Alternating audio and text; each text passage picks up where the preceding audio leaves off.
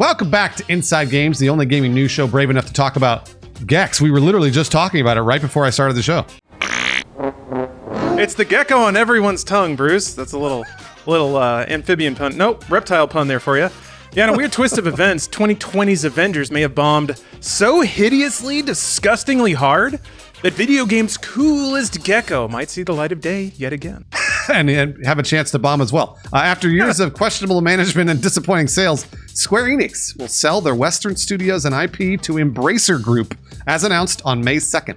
This is a big deal. It includes 3 studios, tons of big franchises, a teeny tiny hint that games like Tomb Raider and Deus Ex will come to Game Pass, and, like we said, hope that several long-dormant IPs will soon rise from the grave, like Gex. All right, nobody cares about Gex. I really would love if we'd stop talking about it. Charlotte, please talk about something that is not Gex. Yeah, nothing would make me happier. The Gex chat ends here. We'll see. For now. Embracer Group announced on Monday, May 2nd, that they've entered into an agreement with Square Enix to acquire developer studios Crystal Dynamics, Eidos Montreal, and Square Enix Montreal for $300 million in cash. Baby. The deal includes intellectual properties associated with these developers: Tomb Raider, Deus Ex, Thief, and Legacy of Kain. A total list of properties was not disclosed, and no, absolutely nobody mentioned Gex specifically. Sorry, Lawrence. Probably an oversight. Instead, Square... yeah, they'll probably issue a correction in a minute now. Yeah. Instead, Square Enix's press release clarifies that Square Enix will still publish the Life is Strange, Just Cause, and Outriders series. Oh, more Outriders. That was a fun game. In total, this acquisition adds 1,100 employees across 3 studios in 8 locations to Embracer Group, along with 50 back catalog games. Such as Gex. This is the latest in a series of acquisitions from Embracer Group, who, according to their CEO and their webcast discussing the acquisition, now has 124 game development studios and 230 games in development, 30 of which are AAA in scope, one of which is most definitely Gex. Yeah! But it's possible you haven't heard of Embracer Group at all. Now, we know you've heard of Gex, so give us a quick primer on Embracer, Charlotte. So you may think you've never heard of Embracer, but it's very possible you have from a different name. This is a weird turn of events for a company that published We Sing in 2009. Originally founded as Nordic Games Publishing in 2008, the business changed into a holding company and began their warpath of discount acquisitions with Joe Wood Entertainment in 2011. Just a few years later, in 2013, they acquired tons of assets from THQ's bankruptcy, including the name. Accordingly, the holding company changed names to THQ Nordic in 2016 and again to Embracer Group in 2019. I missed that most recent rebranding, so I was like, who the hell is Embracer? Now I understand. Yeah. Meanwhile, their series of acquisitions marched on. Deep Silver in 2018, Saber Interactive in 2020, Gearbox Entertainment 2021, and tons more. Now that we got the news and the context, let's get into the meat of the story. What does this mean for gamers? Gex and gamers have similar needs in the market. What serves Gex serves the gamers. I've said that for years. Also, I just love when Bruce takes any line that has the word gamers in it. It's dumb. It's a dumb word. I hate it. It's a lifestyle. Hey, following this acquisition, the easy prediction is that we'll just get more games from franchises that have sat dormant under Square Enix, with Deus Ex, Legacy of Kain, and Thief specifically name-dropped in the press release. Even better, Embracer also specifically forecasts strong demand for AAA single-player games, which is great news, since the last Legacy of Kain game we got was a super weird free-to-play multiplayer shooter. Crystal Dynamics confirmed that they are continuing work on a new Tomb Raider and will also continue co-development on the Perfect Dark reboot with the initiative that everybody wants to see. Yeah, it's about climate crisis. I play games to get away from that, but who knows? Maybe it'll be a gun that shoots through walls again. Part of Embracer's webcast also mentioned development, resource, and IP leverage, which is... That's fancy business talk for we have a lot of IPs now and a lot of dev studios to hand them to. Annoyingly, Embracer is keeping the details of IP ownership completely discreet. When asked about other potential properties on the webcast, Embracer's CEO Lars Winchford didn't add any new information, kind of specifically said, I've said all we're going to say for now. Kind of does make you wonder, though. Maybe we could get a new Gex. Sleeping Dogs. Maybe we get a new Sleeping Dogs. Who knows? Oh, I know people love sleeping dogs and also Gex. So. Yeah, I love them true. both. Can't stop talking about them. Yeah, the situation sounds a little similar to Xbox, pending their acquisition of Activision Blizzard. Microsoft Game Studios has a large and growing pool of development studios, and now they have access to tons of dusty video game IP that Activision hasn't used in 10 years or more. So it's likely the developers in those studios grew up playing a lot of those properties that are going unused and would love the chance to work on a remake or a revival. There's another thread connecting this deal to Xbox and Game Pass. Charlotte, can you let us know what's going on? Yes, Bruce, let's weave that thread into this fabric, into this tapestry of journalism. This is an interesting bit. Embracer states in their press release that they expect these companies to merely break even for a few years, but that, quote, could change positively if the company decides to enter a deeper strategic relationship with one or more platforms around the upcoming pipeline. Hey, babe, I know we've been kind of casual, but I'd love to enter a deeper strategic relationship with you. This statement is obviously vaguely worded, but it certainly sounds like Embracer could leverage their growing catalog of older games for a, bulk deal with something like Xbox Game Pass. That's the clickbait the internet loves to hear, although that's... So it's not quite the same as an outright acquisition.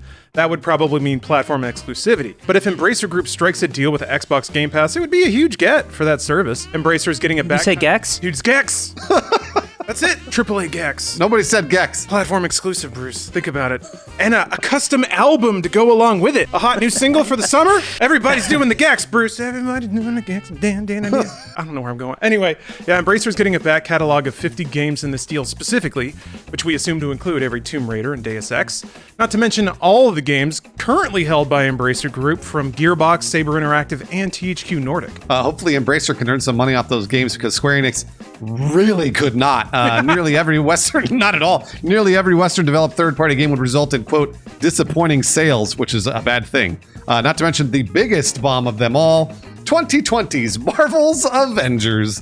MST Financial Senior Analyst David Gibson put Square Enix's loss at $200 million across their 2 Marvel games, one of which, Guardians of the Galaxy, is pretty good. Yeah, it's really good. And it's a shame that it didn't earn more money, but if it leads to them going to a publisher that knows how to market and make those games and earn money off them, then it turned out okay in the end, right? Now, on top of that, Square Enix, as a company, doesn't make most of their money on premium AAA games anyway. Tweaktown's Derek Strickland reports that HD games, which is kind of an antiquated term, it only represents 31% of their revenue, whereas mobile represents 46%. Finally, all the studios sold in this deal were years away from shipping a game, as indicated by Embracer CEO Lars Wingefors in their webcast. And you add it all up, and Square found a deal where they could convert studios that either break even or lose money into cash. Which they will take and invest in things that do make money, or as they say, quote, adapting to the changes underway in the global business environment by establishing a more efficient allocation of resources, which will enhance corporate value by accelerating growth in the company's core businesses in the digital entertainment domain. That's how I asked out my wife when I first went on a date with her. That is